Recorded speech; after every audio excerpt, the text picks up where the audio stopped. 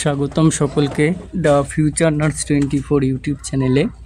আজকে আমি তোমাদের কিছু কোয়ারিজ নিয়ে আলোচনা করে দেব, যেগুলো আমি ভিডিও ছেড়েছিলাম গ্রেড 2 নার্সিং রিক্রুটমেন্ট সম্বন্ধে, যখন কাট অফ নিয়ে হোক বা কী ডকুমেন্টস লাগবে বা ভ্যাকেন্সি বাড়বে কি না, মানে বিভিন্ন রিলেটেড যে ভিডিওগুলো ছেড়েছিলাম সেই প্রেক্ষিতে কিছু কিছু কোয়ারিজ এসেছে এবং সেগুলোর হয়তো সব রিপ্লাই দিতে পারিনি। ওই জন্য আমি তোমাদের ওই কোয়ারিজ নিয়ে একটা ভিডিও নিয়ে এসেছি। যে যা বলেছো সেগুলোর অ্যান্সার এই ভিডিওতে পেয়ে যাবে। তো বেশি দেরি না করে শুরু করে দিই কোয়ারিজ ভিডিও। তার আগে বলে রাখি, যারা আমার চ্যানেলে নতুন হয়েছে অবশ্যই চ্যানেলটিকে সাবস্ক্রাইব করে দেবে এবং পাশে থাকা বেল আইকনটি প্রেস করে দেবে। আর আমি কিন্তু এই রিসেন্টলি নতুন করে ইন্টারভিউ রিলেটেড ভিডিও স্টার্ট করেছি। এর একটা পার্ট 1 গতকাল পাবলিশ করেছি, সেটা না দেখলে আমি এখানে আই বাটনে লিঙ্ক দিয়ে দেবো, তোমরা দেখে নেবে এবং কন্টিনিউ প্রত্যেকটা সেট 1 সেট 2 এরকম করে কিন্তু আসতে চলেছে। তো কি করতে হবে তোমরা বুঝতেই পারছো, চ্যানেলটিকে সাবস্ক্রাইব করে রাখবে এবং পাশে থাকা বেল আইকনটি প্রেস করে রাখবে যাতে প্রত্যেকটা নোটিফিকেশন পেয়ে যাও। দেখো, প্রথমত ঐন্দ্রিলা গড়াই কমেন্ট করেছে একটা, যে স্টিল যারা উইদাউট এক্সাম এইচএসে 90%-এর কাছাকাছি মার্কস পেয়েছে, they all are selected, but HS যারা দিয়েছে আর খেটে জিএনএমে 80%-এর কাছাকাছি মার্কস করেছে তারা ভ্যালুলেস, কারণ এখানে এইচএসটাকে বেশি প্রেফারেন্স দেওয়া হয়েছে রেদার দ্যান জিএনএম, অ্যান্ড 60% আর 80%-এর মধ্যে কোনো পার্থক্য নেই। That's our West Bengal. এর থেকে সিবিটি হলে অ্যাটলিস্ট যারা যোগ্য তারা চাকরি পেত। এটা ঠিকই বলেছে। প্রথমত মার্কস ডিস্ট্রিবিউশন যে চেঞ্জেস এসেছে সেই চেঞ্জেসে কিন্তু সবাই বেশিরভাগই হলেও বিভ্রান্ত, ঠিক আছে, মানে অনেকে অনুশোচনায় আছে। যে প্রথমত জিএনএমের যে মার্কসটা রয়েছে, মানে এটা ঠিকই বলেছে নৈন্দ্রিলা, ঠিকই বলেছো তুমি, যে এটা একদম এইচএস বেসড একটা রিক্রুটমেন্ট হয়ে গেছে, যেখানে জিএনএমে যে 80% অ্যাভাব অর্থাৎ 75% পাওয়া একটা আলাদা ব্যাপার এবং 80% অ্যাভাব পাওয়া একটা আলাদা ব্যাপার। সেটা যারা জিএনএম কমপ্লিট করে এসছে বা যারা বিএসসি ডিগ্রি কমপ্লিট করে এসছে তারাই বুঝতে পারবে একমাত্র এর ভ্যালুটা। সেখানে যদি এই যে ব্যাপারটাকে এক যে করে দিয়েছে, সেটা তো তোমার কিছু করার নেই, তাই না? এটা গভর্নমেন্ট করেছে, তো এটা বাজেই করেছে। আমি এর আগেও বলেছি ভিডিওতে, এই ভিডিওতেও বলছি, কারণ এটা নিয়ে তুমি যাই করো না কেন এটা চেঞ্জেস করতে পারবে না। আর তো আশা করি এটা খারাপ দেখি। আর এইচএস বেসড হয়ে গেছে, কারণ প্রথমে এইচএসে 25% লাগতো, তার আবার 5% ইনক্রিজ করেছে, মানে 30%। অর্থাৎ এর আগের দুটো ব্যাচ যারা রয়েছে তারা যেহেতু এইচএসের নাম্বার ভিত্তিতে আসতো, সেই জন্য তাদের হাই মার্কস রয়েছে, অ্যাভাব 90% ম্যাক্সিমামই আছে, এবং তারাই কি করেছে এখানে এইচএস বেসিস করেছে বলে তাদেরই চান্স পাওয়ার প্রবাবিলিটিটা খুবই বেশি আমাদের 21-20 ব্যাচের চেয়ে। 21-20-ও হয়তো খুব ভালো কাদের আছে, যারা কোভিড ব্যাচ, যারা ভোকেশনাল, এরকম যদি কিছু থেকে থাকে তাদের বেশি আছে, না হলে খুব কম জনেরই আছে। এটা এইচএসে 90%-এর ওপরে আছে। আর আমার জিএনএমের যে ব্যাপারটা বলেছিলাম এর আগেও আমি, যে আমার 88% 89% কিন্তু অ্যাভারেজ আসছে তিনটে ইয়ার মিলে। সেখানে কি করে রেখেছে না, যে 75% পাচ্ছে সেও 40, যে 89% পাচ্ছে সেও 40। এই ব্যাপারটা বাজে করেছে, এটা আমি আগেও বলেছি। আচ্ছা, এরপরে দেখো আর একজন বলেছে পিনাকি মজুমদার বলে, যে পোস্ট বেসিক নার্সিং অ্যাপ্লিকেন্টসদের ব্যাপারে কিছু বলুন। আচ্ছা, পোস্ট বেসিকদের জন্য যে সিট কত রয়েছে সেটা আশা করি তোমরা জেনে গেছো। এবারে এদের যে মার্কস ডিস্ট্রিবিউশন তুমি যে লিখেছো, তুমি কমেন্ট করেছো, তুমি আমাকে আরেকবার জানিয়ে দেবে তোমার কত পার্সেন্টেজ আসছে, মানে এইচএস বলো আর জিএনএম বা বিএসসি, তোমার কি যেহেতু পোস্ট বেসিক করেছো মানে বিএসসি জিএনএম করা আছে, তাহলে জিএনএম এইচএস আর যদি তোমার এক্সপিরিয়েন্স থাকে তাহলে সেইটা নিয়ে তোমার কত আসছে বলো। কারণ পোস্ট বেসিক বিএসসির কিন্তু কোনো মার্কস দেয় না এখানে, ওটা একটা স্টুডেন্ট পিরিয়ডেই তুমি থাকছো, আবার মানে স্টুডেন্ট পিরিয়ডেরই কোর্স, ওই জন্য ওখানে কোনো মার্কস কিন্তু দেয় না। তাহলে এটা নিয়েও যদি বলো তাহলে তুমি আগে মার্কসটা বলো, তারপরে একটা ভিডিও বানাবো। এরপরে দেখো মৌমিতা ঘোষ বলে কমেন্ট করেছে একজন, যে স্টিল, এটা হয়তো স্টিল লিখতে চেয়েছে, স্টিল ওয়ার্কিং কি এক্সপিরিয়েন্স হিসেবে কাউন্ট হবে, প্লিজ বলবেন। এটা বিভিন্ন ইউটিউবার বিভিন্ন জায়গায় বিভিন্ন জন বলছে, কিন্তু আমি এক্সপিরিয়েন্সের ব্যাপারে তোমাদের আবার স্পষ্ট বলে দিচ্ছি, যেখান থেকেই তুমি পাস আউট করো না কেন, পাস আউটের পর থেকে যে কোনো হেলথ সেক্টর ফ্যাসিলিটিতে, সেটা প্রাইভেট হোক গভর্নমেন্ট হোক, আফটার মানে আপ টু 12 মান্থ করার পরে, 12 মান্থ কমপ্লিট হওয়ার পরে 13 মান্থ রানিং যদি চলে, তবেই কিন্তু সেই এক্সপিরিয়েন্সটা কাউন্ট হবে। অর্থাৎ তবেই এক্সপিরিয়েন্স মেমো নাম্বার যদি সার্টিফিকেটে থাকে সেটা আপলোড করবে, আপলোড করলে মার্কস পাওয়া যাবে। এমনি স্টিল ওয়ার্কিং যদি তুমি দিতে পারো, কিন্তু সেইখানে কোনো মার্কস কিন্তু পাবে না। আচ্ছা, এরপরে দেখো চঞ্চল মণ্ডল বলে একজন কমেন্ট করেছে যে আইএনসি কি মাস্ট, উইদাউট আইএনসি অ্যাপ্লিকেশন করলে কি ফর্ম ক্যান্সেলড হয়ে যাবে? আচ্ছা, এটা নিয়ে যদি বলি, এটা কিন্তু স্পষ্ট তোমাদের লেখাই আছে, আমি একবার নোটিশটা আবারও দেখিয়ে দিচ্ছি। এটা অনেকে কমেন্ট করেছে আইএনসির ব্যাপারটা, তো আইএনসি আমি সেই সমস্ত কমেন্ট আমি নিইনি, শুধুমাত্র একজনের বা দুজনারটাই নিয়েছি, আইএনসি নিয়ে জানিয়ে দিচ্ছি। দেখো এখানে কিন্তু স্পষ্ট লেখা আছে যে candidates are requested to upload all years marksheet, এটা জিএনএম এর ব্যাপারটা বলছি বা BSc, including supplementary marksheet if any along with pass certificate of general nursing midwifery course from any nursing training school recognised by both INC and respective state nursing council. মানে বুঝতেই পারছো, তোমার marksheet 3 ইয়ারের marksheet বা 4 ইয়ার marksheet, তার সাথে pass certificate upload করতে হবে, এবং সেটা অবশ্যই বলে দিয়েছে, কিন্তু সেটা থাকতে হবে আইএনসি অ্যাপ্রুভড, এই যে INC Indian nursing council approve থাকতে হবে, এবং তাদের রেসপেক্টিভ স্টেট নার্সিং কাউন্সিলও অ্যাপ্রুভ থাকতে হবে। তাহলে ব্যাপারটা বোঝা গেল যে অবশ্যই কিন্তু আইএনসি অ্যাপ্রুভ থাকতে হবে। এরপরে দেখে নাও, পরবর্তী হচ্ছে পরিতোষ মণ্ডল বলে একজন কমেন্ট করেছে যে স্যার ইডাব্লিউএস সার্টিফিকেটের জন্য আবেদন করা আছে, এখনও হাতে পাইনি, ফর্ম ফিল আপের আগে পাওয়া যাবে বলে মনে হয় না, তো পরে কি অ্যাড করা যাবে, প্লিজ রিপ্লাই দেবেন দয়া করে। আচ্ছা, ইডাব্লিউএস নিয়ে তোমাদের বলি, আগে থেকে থাকলে ইডাব্লিউএসের যে ব্যাপারটা, সেটা হচ্ছে প্রত্যেক বছর কিন্তু তোমাদের রিনিউ করতে হয়, এই ব্যাপারটা তোমরা জানো। এবারে ধরো কেউ এই বছরের জন্য অ্যাপ্লাই করে দিয়েছো অনেক আগে থেকেই এবং তার আছে, সেইটা তুমি এখন আপলোড করতে পারবে, কোনো সমস্যা নেই, এবং পরে কিন্তু সেটাকে দেখাতেও হবে ভেরিফিকেশনের সময়, ডিবির সময়, তাহলে কোনো ব্যাপার নেই। কিন্তু এখন যদি কেউ আবেদন করে থাকো এই রিসেন্ট 1 সপ্তাহ বা 10 দিনের মধ্যে, এবং সেটা হাতে পেতে গেলে আমি যতদূর সম্ভব শুনেছি যে কিছুদিন টাইম লাগে, ঠিক আছে। এবারে সেটা দেখো, এখন যদি তুমি ইডাব্লিউএসের জায়গায় না আপলোড করতে পারো, তাহলে কিন্তু সেটা কি করতে হবে, তোমাকে সেই ইউআর বলেই তোমার ইউআরএই ঠিক করতে হবে, এবং অবশ্যই কিন্তু সেইটা পরে, ধরো তুমি পরে পেয়ে গেলে, কিন্তু ইডাব্লিউএসতে তোমার এখনই অ্যাপ্লাই করে দিতে হবে, তাই না? পরে হয়তো আমি এটা অনেককে বলেছি যে কারেকশন উইন্ডো যদি যখন দেয়, অর্থাৎ যখন এই যে 3 তারিখের পরে যখন একদিন একটা ডেট দেবে, 1 সপ্তাহের মধ্যে মতো একটা ডেট থাকবে কারেকশন করার জন্য, সেখানে যদি তুমি পেয়ে যাও, তাহলে সেখানে আবার আপলোড করে দিতে পারো, তার মধ্যে পেয়ে গেলে, না হলে তোমাকে ইউআর হিসেবেই রাখতে হবে। আচ্ছা, এরপরে ত্রিপদ রাজওয়ার বলেছে, দেখো মেল বিএসসি নার্সিংগুলো জিএনএম মেলের কোটায় ঢুকবে আর কি, এটা জানতে চেয়েছে। এবারে দেখো, মেল বিএসসি নার্সিং করো, যাই করো না কেন, মেলদের শুধুমাত্র তোমরা দেখেছো জিএনএম ভ্যাকেন্সি ছেড়েছে, পোস্ট বেসিক বিএসসিও মেলদের ছাড়েনি, আর বিএসসি নার্সিংও ছাড়েনি।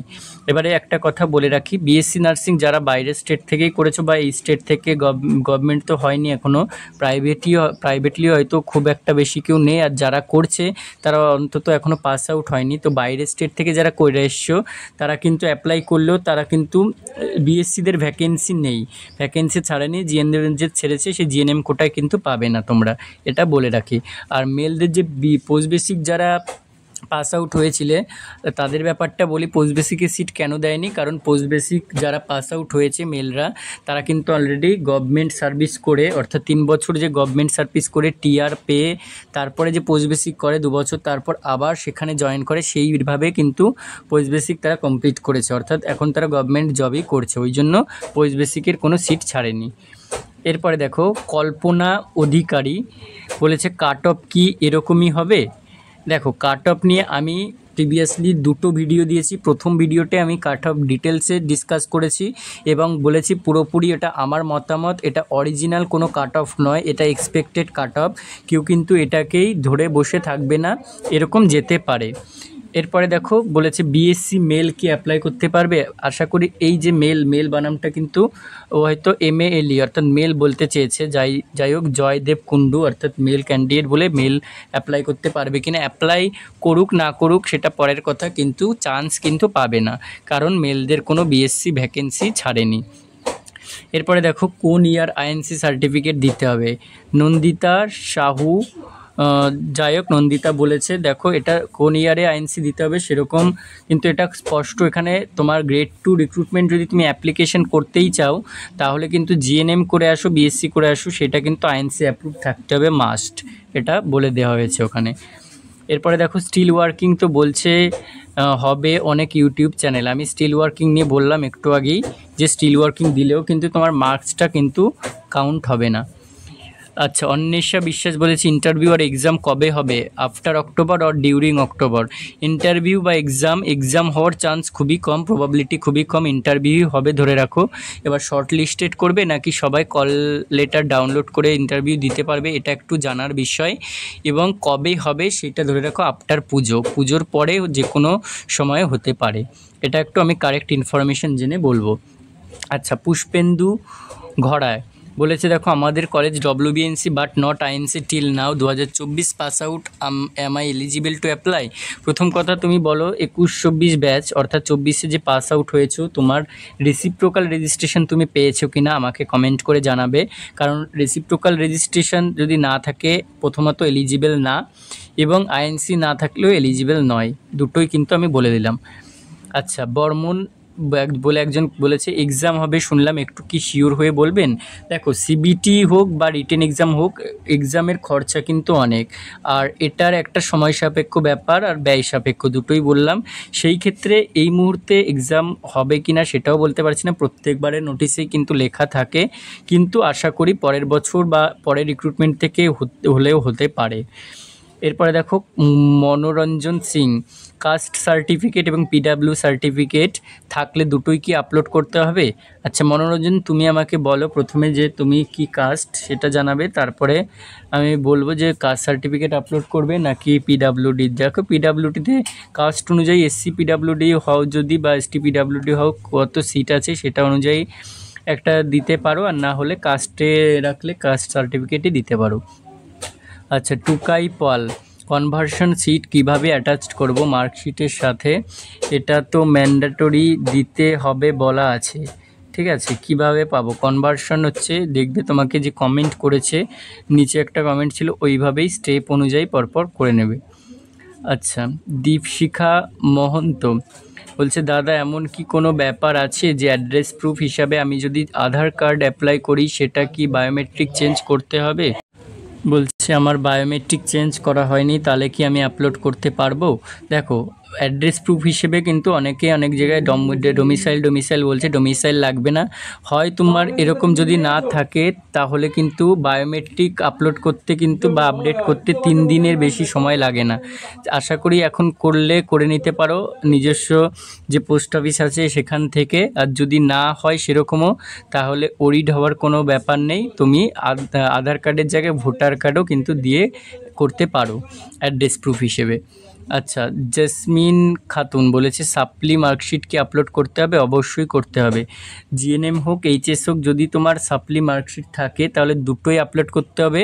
এবং এইচএসের সাপ্লি প্রথমে অরিজিনাল মার্কশিট দেবে, তারপরে সাপ্লি মার্কশিট দেবে, তারপরে পাস সার্টিফিকেট দেবে। এইভাবে জিএনএমেও 3টে ইয়ারের যদি কোনো ইয়ারে সাপ্লি মার্কশিট থাকে প্রথমে অরিজিনাল দেবে, তারপর সাপ্লি দেবে, তো এরকম করে দিয়ে লাস্টে পাস সার্টিফিকেট বা ডিপ্লোমা সার্টিফিকেট দেবে। এরপর অনামিকা সর্দার বলেছে দাদা কার্ড সার্টিফিকেট কি আগেরটা আপলোড করব। কার্ড অর্থাৎ হয়তো কাস্ট সার্টিফিকেট বলতে চেয়েছে। কাস্ট সার্টিফিকেট দেখো যদি তোমার এই মুহূর্তে ডিজিটাল না থাকে তাহলে তুমি যেটা আছে সেটাই আপলোড করবে, কোনো অসুবিধা হয়তো হবে না। মৌত্রিষা দাস বলেছে দাদা রেসিডেন্সিয়াল সার্টিফিকেট কি লাগবে? না, কোনো রকম কোনো রেসিডেন্সিয়াল সার্টিফিকেট দরকার নেই। এসব নিয়ে একদম মাথা ঘামাবে না বা একদম চিন্তিত হওয়ার কোনো কারণ নেই। তোমার অ্যাড্রেস প্রুফ হিসেবে আধার কার্ড বা ভোটার কার্ড দিলেই হবে। নবদ্বীপ সিং বলেছে দাদা সেভ করার পর ভ্যানিশ হয়ে যাচ্ছে ডকুমেন্ট, এটা কি আমি বুঝতে পারলাম না। যাই হোক, তুমি আর একবার তোমার ইমেল আইডি, তারপরে যেটা পাসওয়ার্ড যেটা ক্রিয়েট করেছিলে, নাম, এগুলো দিয়ে ফোন নাম্বার দিয়ে আর একবার লগ ইন করে না আবার একবার ট্রাই করো। আচ্ছা, সৃজা জানা হয়তো বলেছে দাদা এইচএসে টোটাল 6টা সাবজেক্ট ছিল, তার মধ্যে একটা সাবজেক্টে 41 মার্কস পেয়েছে, বাট এনএ আছে, ওটাও কি কাউন্ট করতে হবে? প্লিজ বলো, নাকি 500-এর মধ্যে করলে হবে? দেখো, তোমার যটাই সাবজেক্ট থাকুক না, অ্যাজ এ এক্সাম্পল আমি বলছি, তোমার 6টা আছে, তাহলে তুমি 600-র মধ্যে যদি ফেলও করো কোনো একটা, ধরো 5টাতে ভালো পেয়েছো, 6 নাম্বারটা তোমার হয়তো 0 আছে, ফেল আছে, যাই হোক না কেন, সেটাকেই 6টা সাবজেক্ট কাউন্ট করেই কিন্তু লিখতে হবে, 600-র মধ্যে পার্সেন্টেজ করতে হবে তোমার। এরপরে দেখো, নিবেদিতা দাস, দাদা আমার ওবিসি বি থেকে এ হয়েছি, কি করে ফর্ম ফিল আপ করবো? আচ্ছা, এটার ক্ষেত্রে বলি, বি থেকে বি বা বি থেকে যদি এ তাহলে তোমাকে নতুন করে কিন্তু ওবিসি সার্টিফিকেট করতে হবে, যেটা রিইস্যুয়েন্স। আর এ থেকে এ বা বি থেকে বি করলে কিন্তু ওবিসি বি থেকে বি বা ওবিসি এ থেকে এতে যদি থাকো তাহলে রিভ্যালিডেশন করতে হবে, আর বি থেকে এ বা এ থেকে বিতে গেলে রিইস্যুয়েন্স করতে হবে, নতুন করে আবার করতে হবে। আচ্ছা, এরপরে বলেছে যারা ফেক সার্টিফিকেট বার করবে শুনলাম এক্সপিরিয়েন্স ডিপ্লোমা 1 ইয়ার, যদি ধরা পড়ে 10 ইয়ার জেল, 5 লাখ জরিমানা আর সব ডকুমেন্ট ক্যান্সেল। দেখো, এইসবে একদম এইসবেতে মানে চিন্তা করবেই না এইসবের ব্যাপারে, ঠিক আছে? এইসব নিয়ে ফেক সার্টিফিকেট বার করার চেষ্টাই করবে না। দাদা ফর্ম ফিল আপ তো স্টার্ট হয়ে গেছে, তো ভ্যাকেন্সি কি বাড়বে? দেখো, এটা আমি অনেকবারই বলেছি, আন্দোলন করলে বাড়বে হয়তো, নাহলে এমনি এমনি কিছু বাড়বে না। আমার OBC a nurse grade 2 form fill আপের জন্য নিউ ওবিসি অ্যাপ্লাই করতে হবে, নাকি পুরনো ওবিসি সার্টিফিকেট এই অ্যাপ্লাই করতে পারবো? একটু জানান। তোমাকে যেটা বললাম, যদি এ থেকে এ থাকো তাহলে নতুন অ্যাপ্লাই করতে হবে না, রিভ্যালিডেশন করতে হবে, আর এ থেকে বি হলে কিন্তু নতুন করে করতে হবে। আচ্ছা, সুমন দাস, আমি পিবিবিএসসি ডিগ্রি আপডেট করিনি, আমি পিবিবিএসসিতে অ্যাপ্লাই করতে পারবো? এটা ব্যাপারটা আমি বুঝতে পারলাম না, আর ভালো করে একটু আমাকে কমেন্ট করে দাও। স্নেহাশিস, আমি বিএসসি নার্সিং মেল জিএনএমের ভ্যাকেন্সিতে অ্যাপ্লাই করতে পারি? না, এটা কিন্তু অ্যাপ্লাই করলেও কিন্তু জিএনএমএ হিসেবে তুমি জব পাবে না, মানে যেহেতু বিএসসি ভ্যাকেন্সি নেই। ডিপ্লোমা কোন কোন কোর্সগুলো অ্যাড করা যাবে? ডিপ্লোমাতে তোমার সিটিভিএস, তারপর হচ্ছে নিউরোলজি, নেফ্রোলজি, ঠিক আছে, অঙ্কোলজি, এসব বেশ কিছু কোর্স করা যায়, যেটা টিল কিন্তু মিনিমাম 1 ইয়ার হতেই হবে। দাদা আপনি কি এই কাট অফগুলো এক্সপিরিয়েন্স ধরে, ইন্টারভিউ ধরে বলছো? হ্যাঁ, সব কিছু ধরেই, কাট অফ টোটালটা ধরেই আমি বলেছি, নট ইন্টারভিউ বাদ দিয়ে, এক্সপিরিয়েন্স বাদ দিয়ে, এত কাট অফ মানে তো অনেক, এটা সব ধরেই বলেছি। দাদা আমি ফ্রেশার একাডেমিকে 61.5 হচ্ছে, without interview general category chance কতটা আছে? জেনারেল ক্যাটাগরি তোমার হচ্ছে প্রথম কথা হাই কাট অফ একটু যাবে, সেখানে ইন্টারভিউর ওপর কিন্তু তোমার বেসিস, মানে একদম ইন্টারভিউ খুব ভালো করে দিতে হবে। আর দাদা ইডাব্লিউএস সম্পর্কে যদি কত কথা বলো বা কতজনের ইডাব্লিউএস সার্টিফিকেট আছে, একটা ভিডিও করো। ওকে, আমি এটা দেখবো, ইডাব্লিউএস নিয়ে একটা বানাবো। আচ্ছা দাদা, মেল ইডাব্লিউএসের কাট অফ কত হবে? দেখো, ওখানে একটা আমি মোটামুটি কাট অফ রেখেছিলাম, সেরকম ধরে রাখতে পারো আশেপাশে। দাদা জিএনএম ফিমেল ওবিসিএ আমার এত number without interview and experience, any chance? সবটা ইন্টারভিউর উপর ডিপেন্ড করছে, ভালো করে ইন্টারভিউ দাও। দাদা আমি বিএসসি এসসি আছে, উইদাউট ইন্টারভিউ 53 আছে, কোনো চান্স আছে? দাদা প্লিজ একটু রিপ্লাই দিও। ওটাই বলছি, সবই কিন্তু ইন্টারভিউর উপর ডিপেন্ড করছে, খুব ভালো করে প্রিপারেশন নাও। আর ইন্টারভিউয়ের প্রিপারেশন নিতে চাইলে আমাদের সাথে কন্ট্যাক্ট করতে পারো, আমার ফোন নাম্বার এখানে আমি কন্ট্যাক্টে দিয়ে দেবো অন দ্য স্ক্রিনে। আমরা একটা নিউ ইন্টারভিউ ব্যাচ কিন্তু লঞ্চ করতে চলেছি, তো আশা করি সবারটা আমি মোটামুটি কভার করতে পেরেছি। আরও কারো কিছু ডাউট থাকলে এই ভিডিওতে বলবে, পরে জানিয়ে দেবো।